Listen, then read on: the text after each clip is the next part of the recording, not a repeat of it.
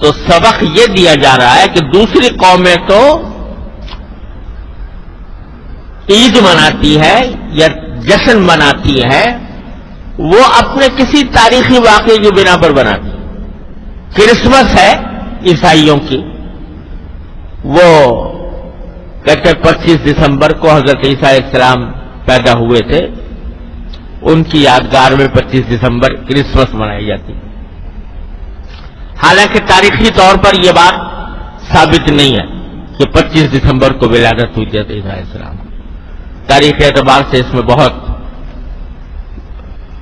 کلام ہے، لیکن اگر بالفرض ہو بھی تو انہوں نے اس کو یوم پیدائش کو اپنے لیے عید بنا دیا۔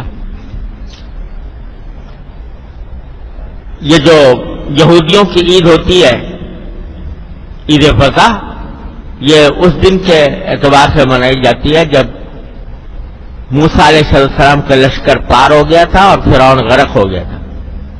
اس تاریخی واقعے کی یاد میں وہ عید مناتے ہیں۔ تو جتنے مذاہب ہیں ان سب میں دیکھو تو وہ تاریخی واقعات جو اپنے ہمارے اکابر بزرگوں نے کوئی بات کی تھی، اس بات کی یاد میں وہ عید مناتے ہیں، جشن مناتے ہیں۔ وہ سارے مذاہب کا یہی حال ہے۔ لیکن اللہ تعالیٰ نے ہمیں جو دی ہے وہ کہا کہ نہیں، دوسرے لوگ تو اپنے ماضی کو دیکھتے ہیں اور بزرگوں کے کارناموں پر اپنے فخر کرتے ہیں، لیکن اے مسلمانوں، تمہارا کام یہ ہے کہ تم خود اپنے عمل کو دیکھو، اور اپنے عمل کو دیکھ کر پھر اگر باقی تم اللہ تبارک و تعالیٰ کی عبادت کر رہے ہو تو پھر بے شک خوشی مناؤ۔ وہ جو اقبال نے کہا کہ تھے تو آبا وہ تمہارے ہی مگر تم کیا ہو،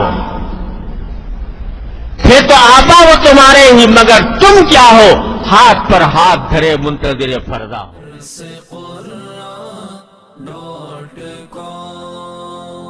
www.darsequran.com